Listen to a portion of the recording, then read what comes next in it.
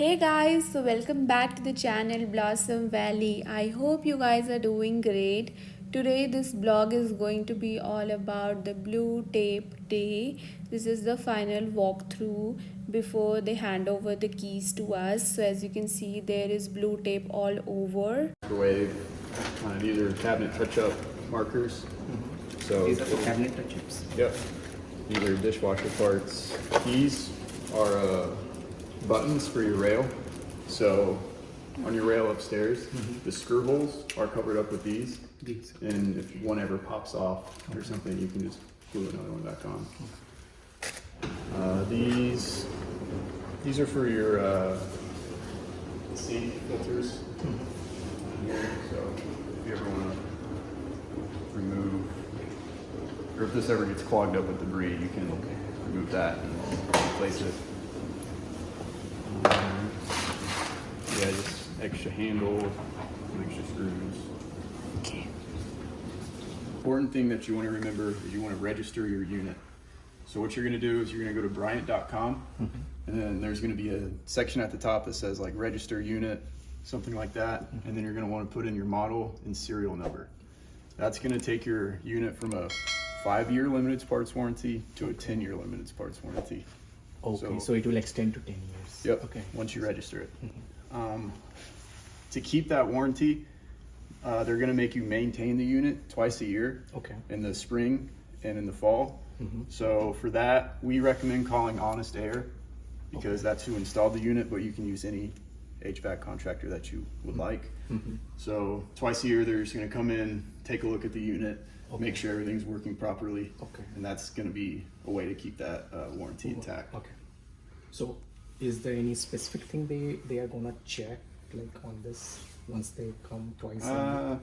Not specifically, they're just gonna come in, make sure everything's working okay, make Okay. sure the unit's clean, operating the way it should be, Okay. just so you don't have any problems down the road that Gotcha. arise suddenly. Checking Freon's a big one. Checking Freon, Freon level, coolant. okay. So yeah, they'll come in, check the Freon, coolant level, that sort of thing. Okay.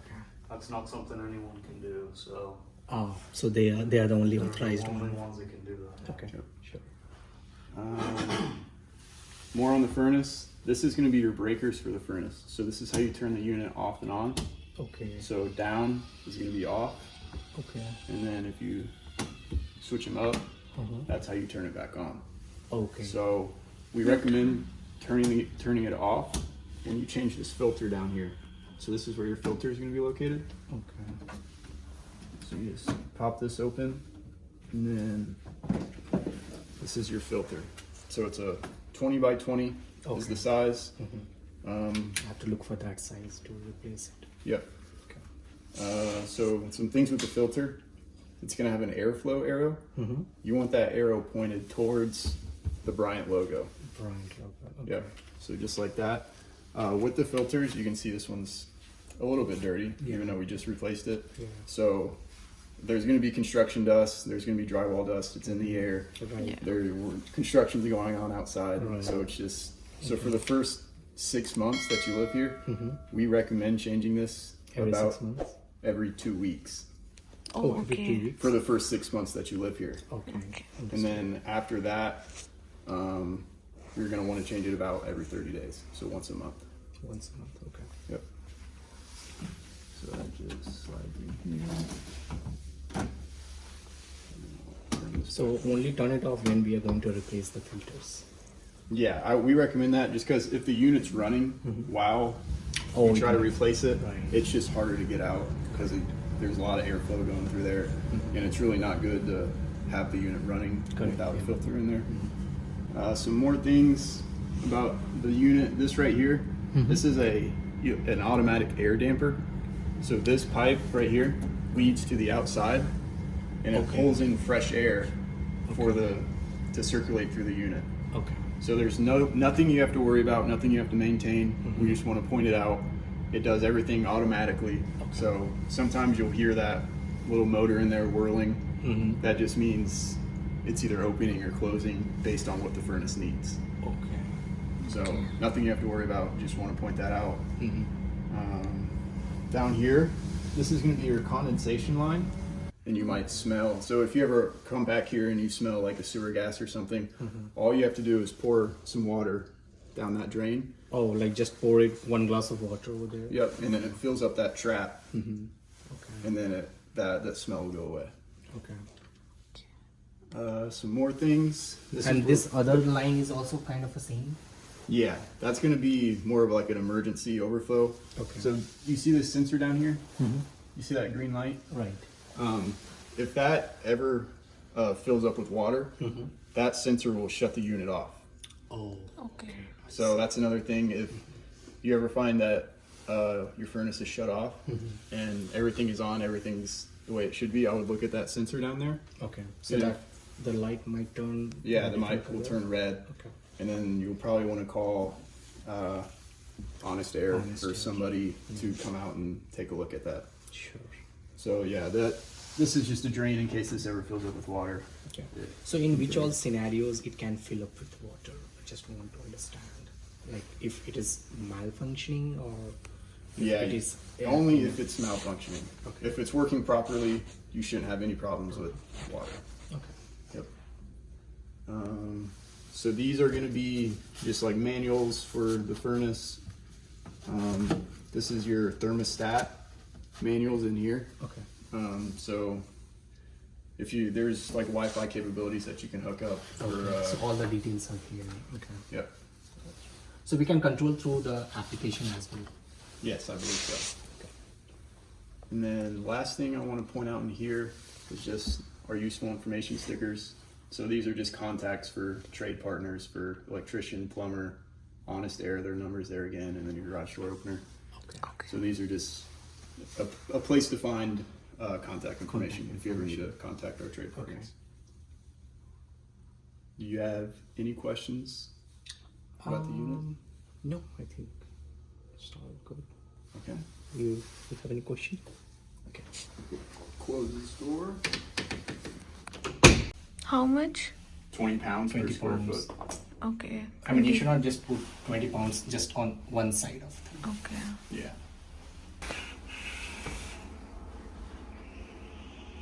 Did you show them the perpendicular one? Make sure it's straight. Perfect. Show them how to take it out. No, no. You can remove the whole panel. Okay. Oh, I can remove that? You want to show them? You know how, right? Yeah, if you want to remove it, you just pull it all the way perpendicular, and then it's got these 2 latches right here, and you can pop them out. Yeah. See how it's Yeah, right there. Okay. But we really don't recommend doing it just because these springs can fly up.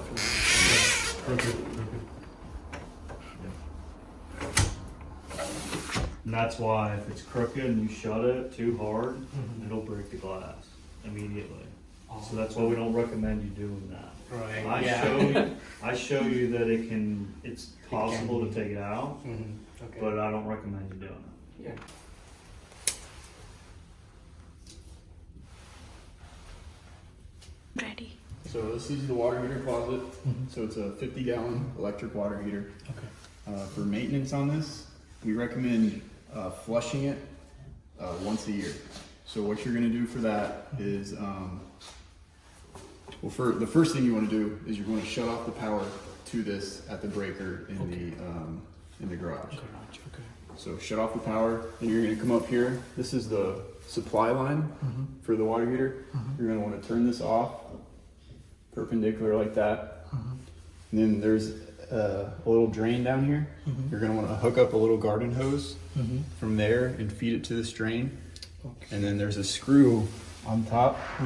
You're just going to want to loosen that up, And then the water will. and then all the water will drain out. Doing this helps prevent like calcium buildup, Okay. other minerals that may be in your water. It can get kind of clogged inside the water heater and just make the life of the water heater Okay. last not as long. So once you flush it all out, you're going to do all the steps in reverse. So take off or close that valve, turn your water back on, Back on. here. And that's the main water line, right? No, this is Oh, this is just just for for this the water heater. So you're going to turn that on and then turn on the power to the unit back on. The biggest thing, you don't want the power to be on for this with no water in the water heater, because the heating element in there can burn up, and it's not good for it. This is just an expansion tank, so it just helps with maybe somebody's taking a shower and then somebody else flushes the toilet, making sure the water pressure doesn't drop, that sort of thing. Okay. You'll see materials in here. So this is paint that we used on your home. Okay. We recommend keeping this until, in case you want to use it, or for the service, for the final service, Okay. just so the paints match. I see. So Okay. we also leave materials. So there's some cabinet trim in here, some vinyl plank. Also in here, so you mentioned the main water shut off. Behind this panel right here, that's going to be the main water shut off for the whole home. Okay. So this is where it comes in from the street. So if you ever have a leak that you can't identify, I would come here and turn this off. Like a clockwise, Yeah, so- perpendicular way. Parallel with any line is on, perpendicular with the line is off. Off. Okay. Yep. Other than that, there's really nothing to know. This is a pressure regulator valve, so that's set by the county. So Okay. we don't recommend messing with this at all, because just one tiny turn of that screw can. I don't see there is any screw. Oh, there is just okay. Yeah, it's just Okay. right here. Okay. You also have a drain right here. That's for just in case the unit ever malfunctions, and it'll go into the pan and then drain out. Drain So, out. Okay. to the outside. So once you get your internet providers, provider, they can just run it right in here, and you have an outlet for. Yeah. You know if it's a 4-prong outlet? I think it is for dryer, I believe. Okay. Yeah. So this is made for a 4-prong outlet. Okay. If you find out that yours does not have a 4-prong outlet, they make adapter kits. So you Okay. just have to look into getting one of those. This is going to be your dryer vent. So you're going to want to hook that up. Are you going to install it yourself or have? No, they are gonna come and install. Okay. it. Yeah. So they should know Yeah. everything with that. Hot and cold for your washer. Okay. And this is the drain line for your washing machine. Oh, okay. Awesome. Yeah, we recommend making sure they kind of zip tie all 3 of these lines together, Okay. just to help prevent that from. Yeah, that's what I accidentally was popping guessing. out. Like. So inside here are all the breakers for your home. Okay. So some things to note about the electric panel. Do you know what a GFCI is? Like it trip offs whenever there is Water or Yeah. something. So Yeah. everything with these blue dots right here, these are going to be your GFCIs. Okay. So they're built into the breaker. You're talking about these blues or these ones, the sky blues? Both of them. Both of them. So these are all going to be GFCIs, anything with these buttons. Okay. So if one ever trips, the breaker will trip, Okay. and then you can't just turn it back on. Oh, You have to go off off and then back on. back on. So that's going to be Okay. for all of them. And then the light glows. Okay, it shut off after some time. Yep. Right here, this is a protection one for your water heater. So that just to help ensure nobody ever shuts that off. Like if there's no water in the tank and somebody turns that on, it can burn up the element like we talked about before. So that's just a protection piece to help that stay in place. If you want to open it, you just have to kind of pull that tab over. You can open it up and flip it. And then turn it off, and then whatever maintenance we want to do, we can do it there. Yep, correct. And then you do have a little bit of extra room if you ever want to add something down the line. Yep. You have some breakers at the bottom. Yeah, I have electric vehicles, so definitely I'm gonna add there. Yep, you'll have some room. So how much it has a total, what we call it, It's 200 amp 200 amp is the total. Okay, and how many are vacant right now? How many are what? Like available, which I can use it for maybe my electric vehicle charging. So those are going to be the ones down here. So you have 4 down at the bottom that you can use these for whatever you want. So 4 you mean to like 20 amps each? Yeah. Or I mean, so for your electric car, it'll be a 20 amp, No, I think Breaker, right? Or is it I'm gonna higher? use maybe 60 amp. 60 amp. Okay, I don't think you're gonna have a problem with that. It'd be so you're just gonna want to put like a Yeah. electric car charger like right I'm here gonna somewhere. put somewhere here. Okay. Yeah, you shouldn't have a problem with that because of this extra room. You're gonna want to spray those with like a silicone spray or a Teflon spray, just to keep them lubed up and rolling nicely. So we can just go to the store and tell them that we want Yeah, what we have to save. it's silicone spray Silicone spray. or Teflon spray. We do not recommend using WD-40 Okay. because that collects dust and it's not good for the. So it's just kind of a spray. We can bring it and just spray it on those wheels. Yep, just spray it and then spray the hinges. Okay. And then there's also a. You mean all these hinges, right? Each and every hinges? Yep. And then over top,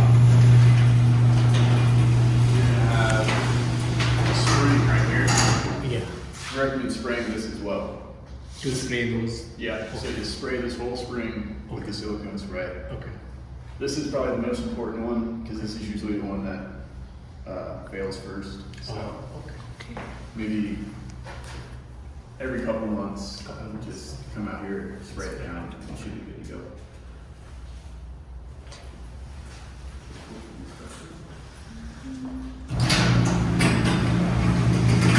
Fall off your car in your garage and dry wet. Right. So we recommend sealing it with a penetrating sealer. You can get it at